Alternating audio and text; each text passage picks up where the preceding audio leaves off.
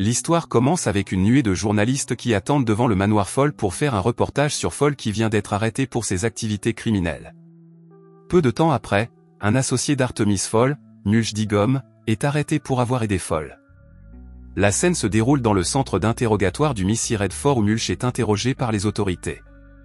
Il leur révèle qu'il n'est qu'un traceur de tunnels et qu'il devrait donc se concentrer sur l'arrestation du jeune et talentueux Artemis Foll, qui est le cerveau de l'opération. Il leur raconte ensuite l'histoire de Foll et du monde féerique qu'ils ont découvert. Artemis Foll est un garçon talentueux et brillant de 12 ans qui vit en Irlande. Il s'avère qu'Artemis a réussi à battre le champion européen d'échecs, à gagner le concours d'architecture et à cloner une chèvre pendant son enfance. Ce garçon très brillant est considéré comme « différent » et ne s'entend pas avec ses amis à l'école. Il doit rencontrer le conseiller scolaire, qui suppose qu'Artemis se comporte mal à cause de la mort de sa mère ou du poids du nom de son père, Artemis Foll, qui est un marchand d'antiquités et de raretés renommé. Se sentant offensé, il quitte la pièce. Artemis apprécie la compagnie de son père, qui adore raconter des histoires sur les fées, les lutins et autres créatures magiques. Malheureusement, Artemis laisse souvent son fils seul à cause de son travail, mais cette fois-ci, il promet à Artemis fils que son travail touche à sa fin. En partant dans son hélicoptère, il assure à son fils qu'il le gardera en sécurité.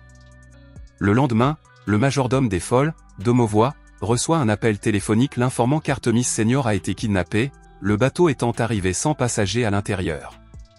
Entre-temps, Artemis se réveille et voit le journal télévisé accusant son père d'être un criminel notoire responsable de la disparition de nombreuses antiquités et raretés à travers le monde. Dom entraîne immédiatement son fils, qui n'arrive toujours pas à croire que les médias qualifient son père de criminel, loin de la télévision.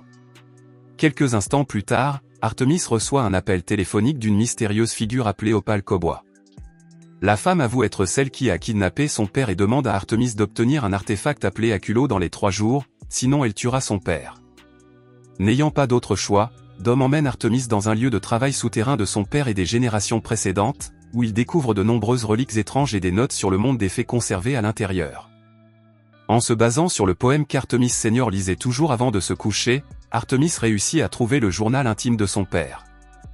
Sur la dernière page du journal, une inscription parle d'une femme qui menace de les tuer, lui et son collègue Beechwood, parce qu'elle sait qu'ils gardent les Aculos, qui doivent être protégés à tout prix, même par les fées elles-mêmes.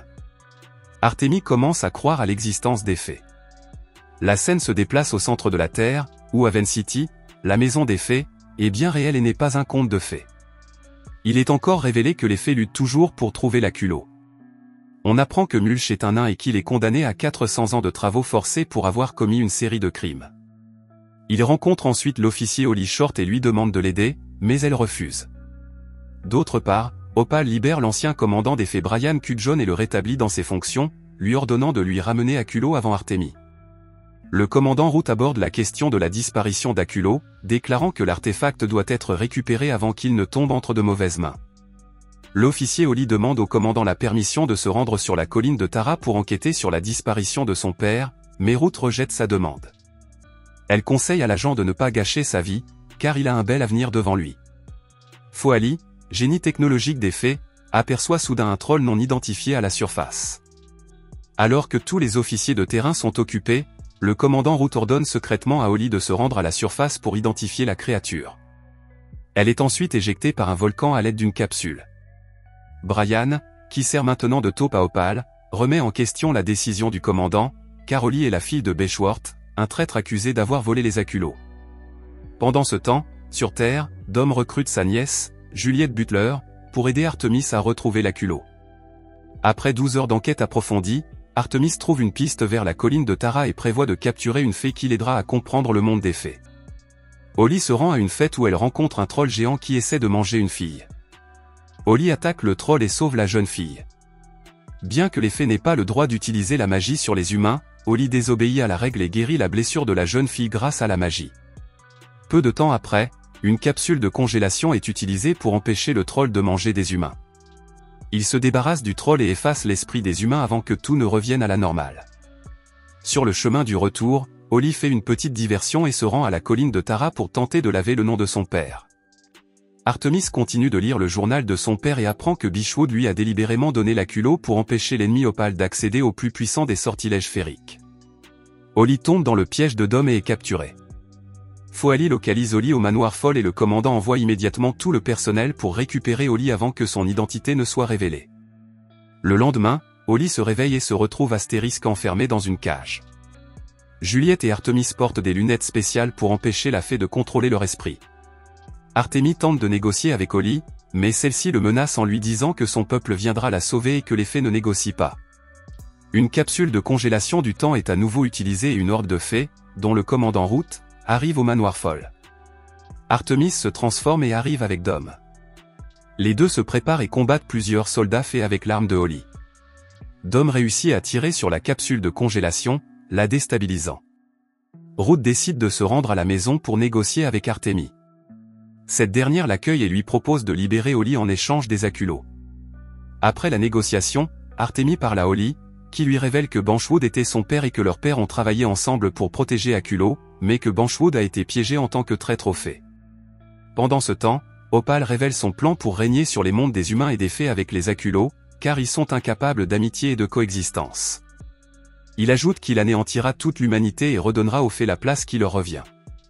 Les fées n'étant pas autorisées à s'infiltrer dans la maison, le commandant Root décide de libérer Mulch, qui aime se battre avec les gobelins, dont la peau résiste au feu, dans la cellule.